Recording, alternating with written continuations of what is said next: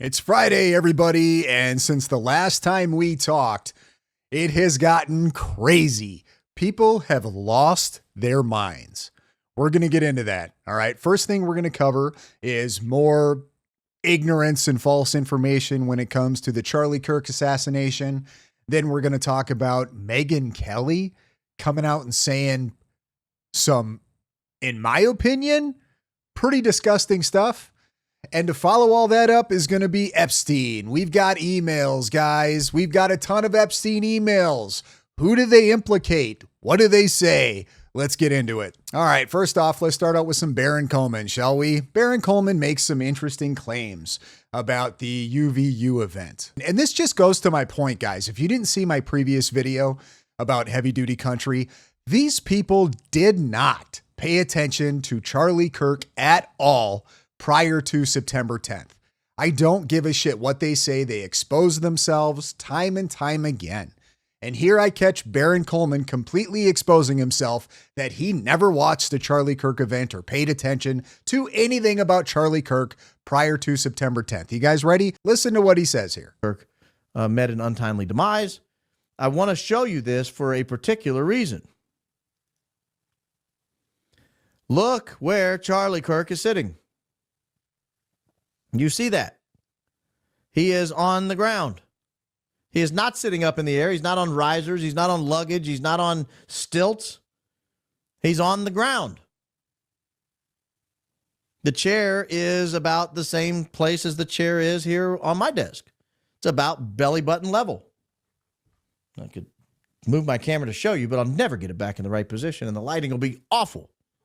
I don't want that. And now we will show you where he sat at this event. And it concerned me. I did find where he was sometimes set an inch or two higher, but I've never seen one where he sat with his rear end above chair level. I think he means his rear end table above level. Chair level.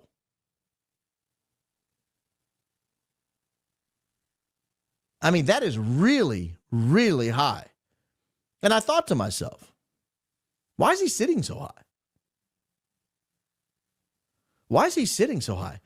When he's sitting that high, his head is, look, I mean, that's the tent right there.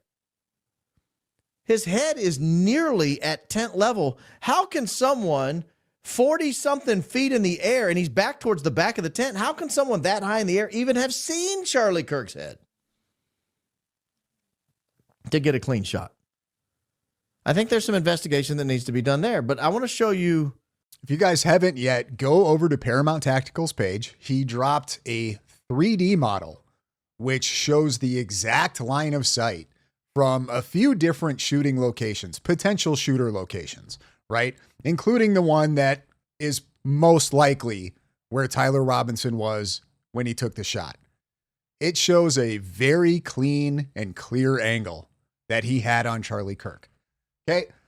Besides the point, Baron Coleman here is suggesting that this is the only time that he could find that Charlie Kirk was that elevated. And why would Charlie be that high up? Why would they have elevated him that much?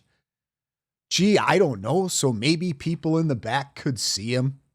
Maybe that's why they did it. I wonder, are there any more examples of Charlie Kirk being that elevated, sitting up on a platform? I wonder.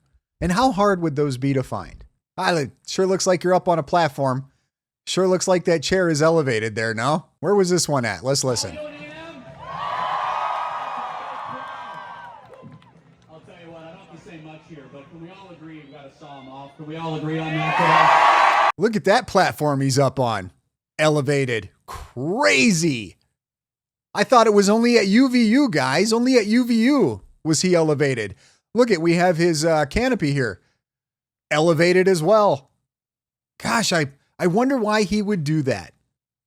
Maybe because the crowds got bigger.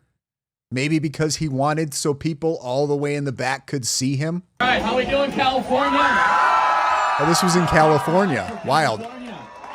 Sure seems to make a lot of sense that he would want to be in an elevated position as these crowds got larger and larger. Here's in Michigan, same thing. Up on a platform, elevated, up above the table line. How we doing, Michigan State?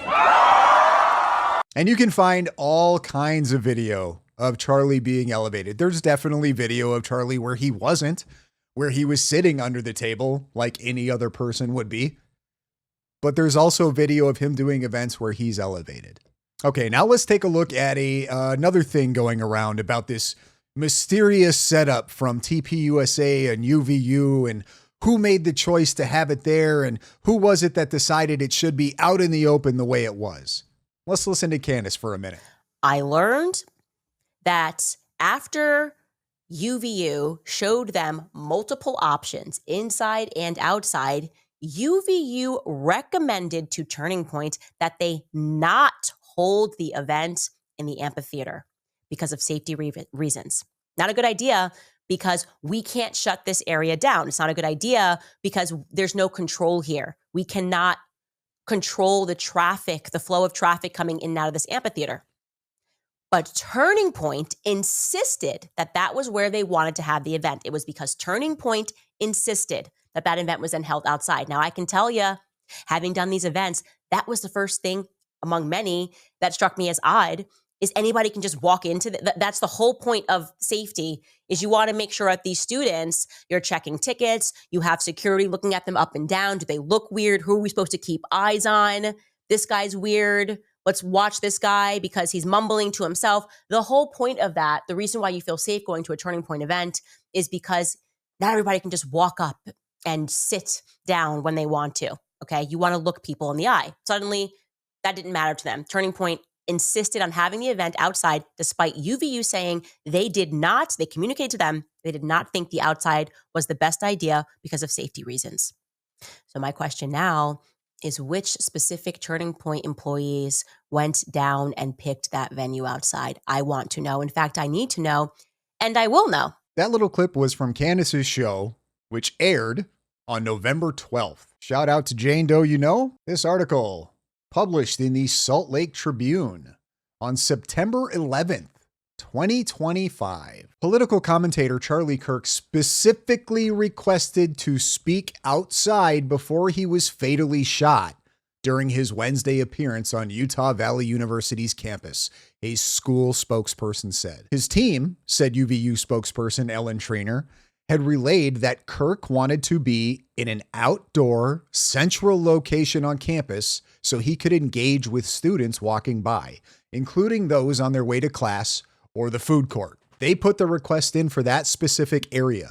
They really wanted it in the open courtyard, Trainer told the Salt Lake Tribune. There, as Kirk was engaging with the crowd shortly into the event, a single shot rang out from a nearby rooftop, and he fell to the ground. Since then, UVU's security provisions have come into question, including why the large event was held in such an open location and whether the school's officers were adequately prepared.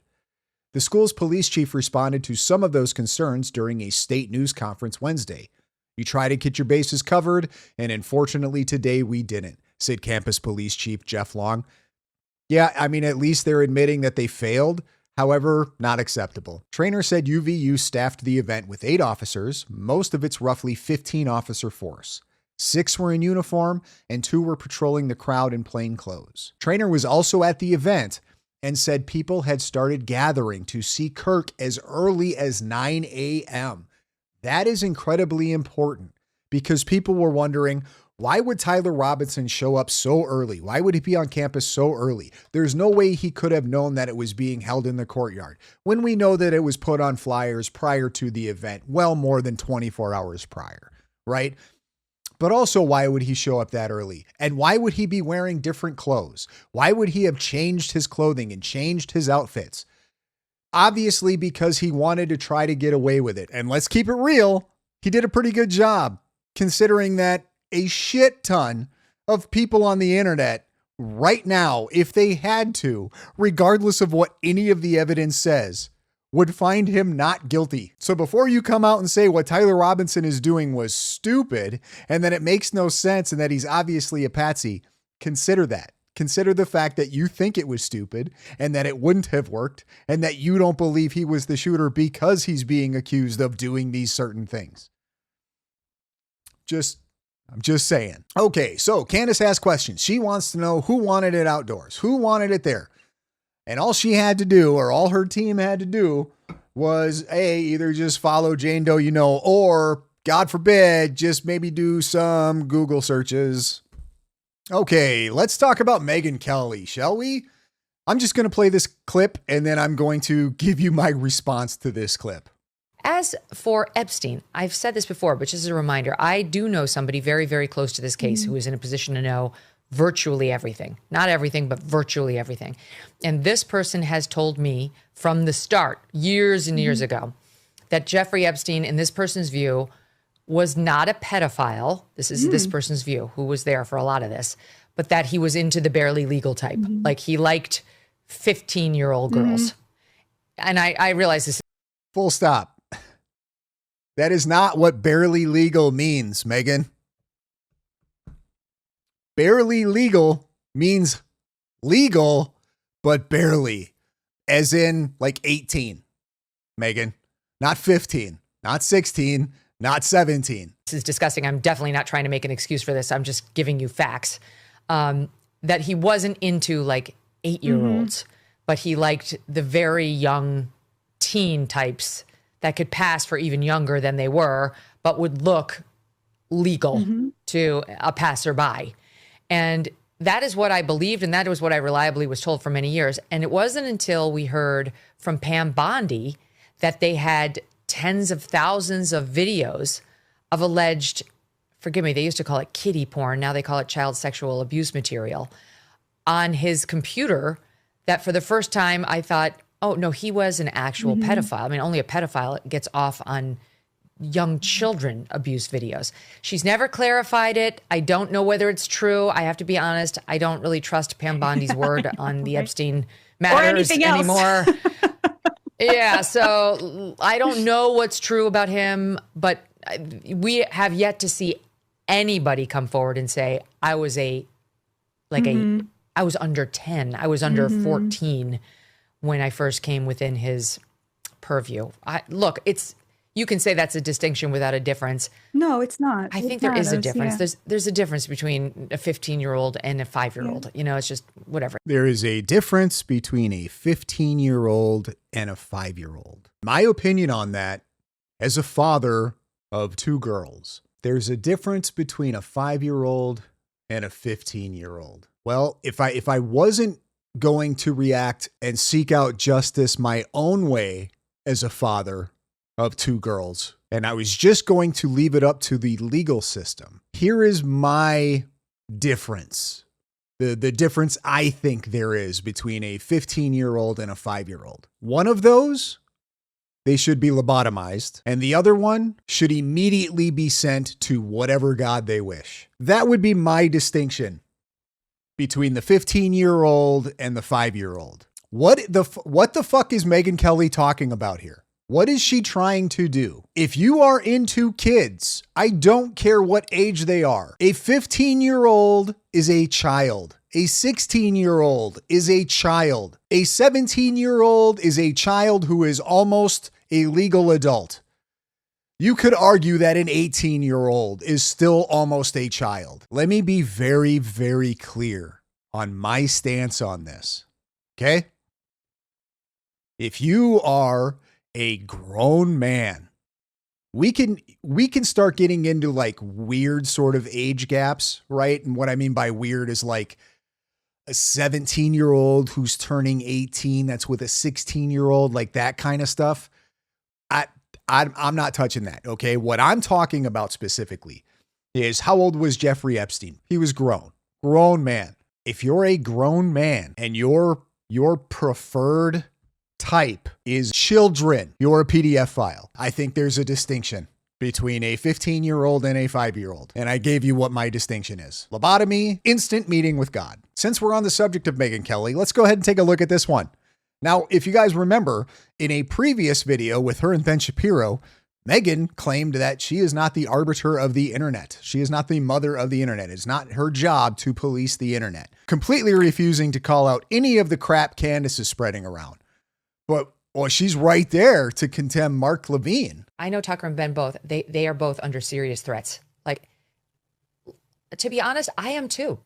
Like, this is a very volatile time. I don't like to talk about it. I'm not going to talk about it, but I'm just saying, I know both of them are under serious threat. So just fucking put a lid on it, fucking Mark Levin, because I guarantee you the wrong people listen to that and we could have another powder keg on our hands. And you don't want that. You don't want that on your conscience. Just have a debate like a man. You don't say. Maybe you should be talking to Candace and all of these other psychopaths. On principle. And why don't you show up at the Turning Point event and debate him? Just debate him. That would be so good for this conservative movement you claim to love so much. You know who's at the Turning Point events? Future conservatives and current conservatives. Young people. Young people. This would be a chance for you to influence somebody under the age of 70. You should show up there and debate. Why wouldn't you debate? He's so disgusting you can't debate him. I mean, I can see not debating Nick Fuentes, to be honest. I can. But Tucker, he's so far outside the mainstream. All the Jewish friends I have in my head who text me all the time, like this is my thought. They would all debate Tucker. They would love to debate Tucker. They've got their facts ready to go all day. Why won't he do it? And why is he sounding like? I don't care, to be honest with you. I'm not defending Mark Levine here.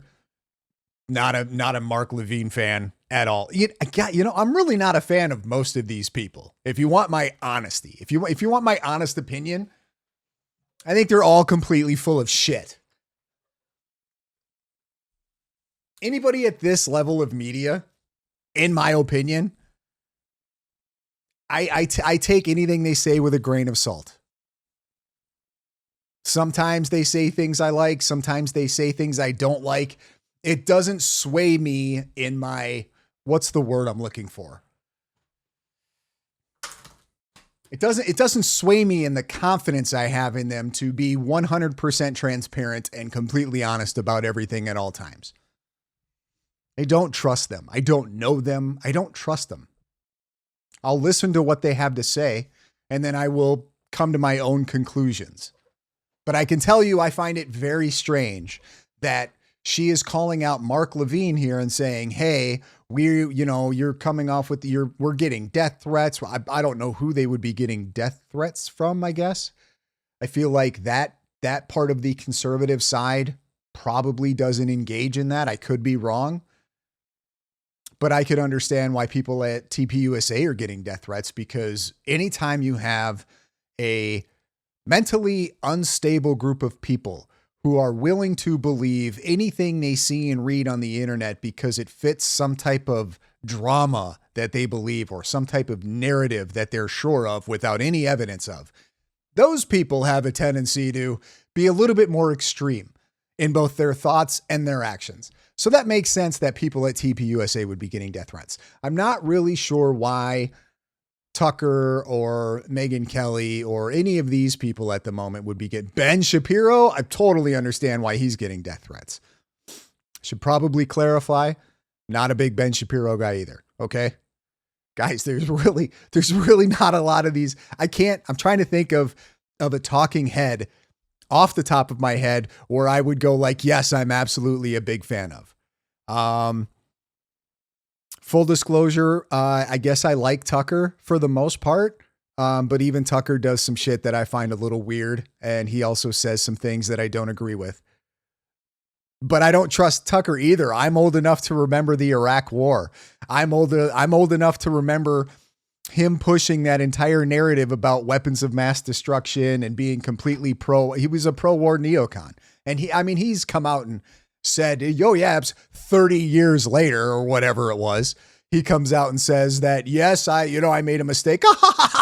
Like you couldn't do that like 15, 20 years ago, Tucker. You had to wait till you saw the political shift.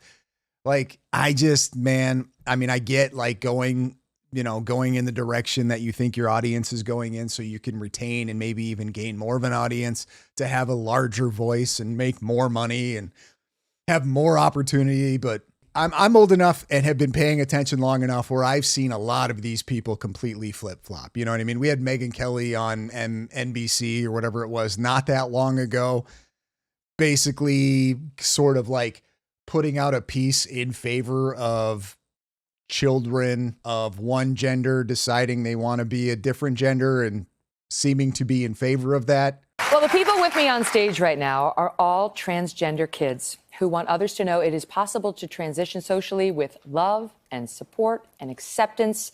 within a family and a community.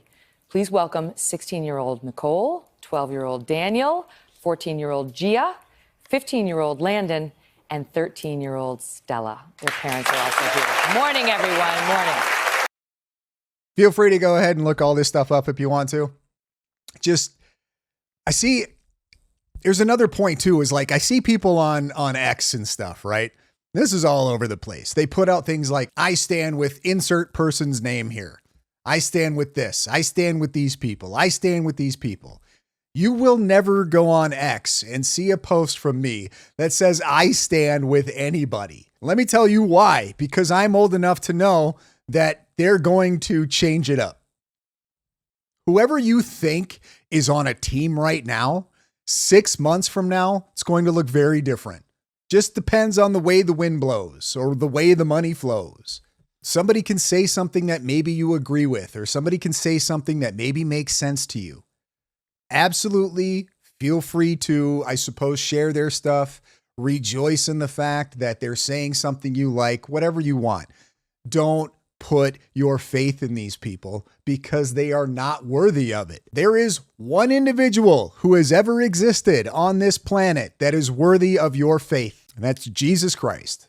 That's it. Now I suppose we should go ahead and talk about these Epstein files, okay? Here's where I'm at with the Epstein files. This is my strategy going into this. I am not going to speculate about any of these emails. I'm going to read them, I'm going to look through them, and I'm not going to form an opinion on these emails. And let me tell you why. Because I already see people doing it, and I already see people getting things very wrong. Here's my stance on the Epstein files. Release everything. Put it all out there. What I'm going to do is I'm going to sit back and watch what other people's responses are to the Epstein files. This has been my strategy on a lot of these topics, not just things like the Epstein files, pretty much anything political. Let me give you an example. It wasn't that long ago that there were a lot of people who were saying different things today then, saying that Trump's DOJ was corrupt in his first term, that they were traitors to the United States of America, that they were traitors to MAGA, and they were traitors to Donald Trump, and that CNN and MSNBC and all these left-leaning organizations were traitors because they were spreading lies and false information and running hoaxes like Russiagate. Those same people today, right now, because for whatever reason, certain things fit a narrative that they're in favor of, are now all of a sudden pretending like CNN is completely truthful and they're totally honest, and that Trump was in complete control of his DOJ back in his first term. And they're even floating the idea that Donald Trump had Jeffrey Epstein unalived to protect himself. These are also the same people that were just touting not that long ago that the 2020 election was rigged. There's nothing in these emails that I would be able to make a claim with 100% certainty.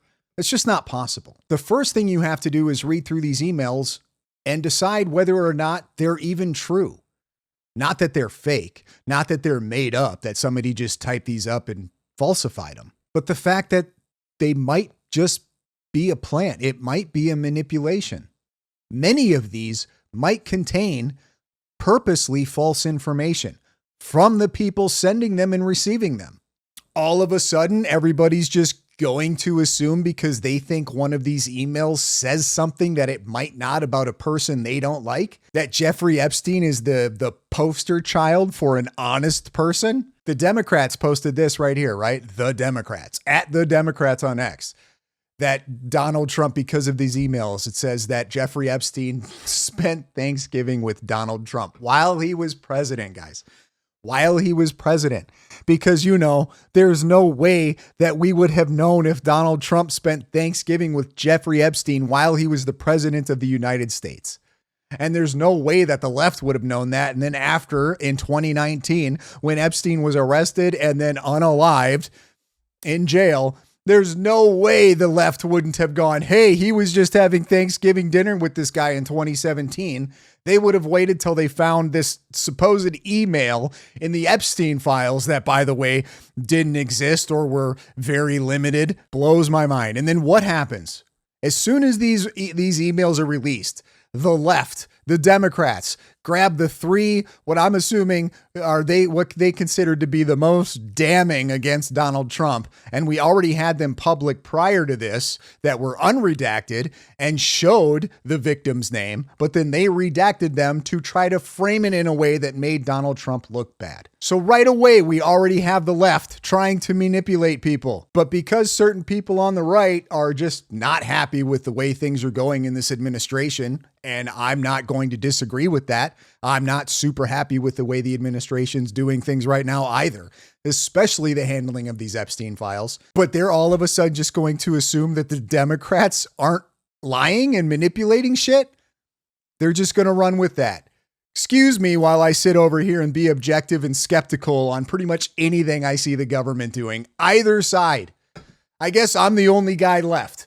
It's just me, guys. I'm the only one who's sitting back going, yeah, I don't believe any of these fucks. But as soon as somebody puts something out that makes, somebody I don't like look bad, but I can't verify it, the last thing I'm going to do is just run with that shit and be like, look, see. No, thanks. I'm just going to sit back and watch what all these other people do. That's what I'm going to do. And let me tell you the problem with the Epstein files. The way this has already been handled, I think we're cooked.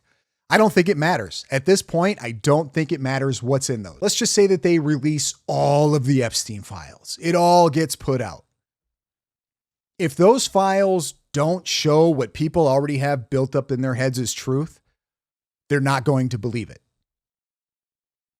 Let's say that those files point in the direction of certain things that maybe people don't believe are true. They're going to say it's made up, it's a hoax. They're going to say it's falsified. I'm not even sure if them releasing the files right away would have made a difference. I don't think them waiting this long or potentially even longer to release them helped anything. It didn't. But I'm not sure that it would have made a difference. People are still going to believe what they want to believe. And if those files don't say what they believe, they're not going to believe them. So does it even matter? And now we're hearing rumors of Ghislaine Maxwell is getting prepared to ask Donald Trump to commute her sentence. Does Trump do it? I don't know if Trump does it unless they can get something out of it. Maybe if that could lead to like a few high profile arrests of people that Ghislaine and Jeffrey trafficked to. But I would also think it would have to be more than a few, like 20. Can we get at least 20? Is that too much to ask? Can we get 20 of these sickos in exchange for Ghislaine Maxwell having her sentence commuted? I don't know what she'll be able to do if her sentence is commuted anyway, guys. Like at this point, I feel like her reputation is pretty tarnished, and I would think most people probably would want to steer clear from her. Could be wrong. But I feel like as soon as Ghislaine Maxwell is spotted with anybody, I don't think that they're going to want that kind of attention at this point. Could be wrong, but just my opinion. But be very careful and check your bias at the door when you're reading things about these Epstein emails. Be very careful.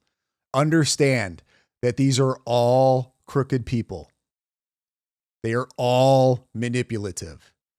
This is all about power and money and control. That's going to do it for me on this one, guys. Everybody have a great weekend, and we will see you Monday.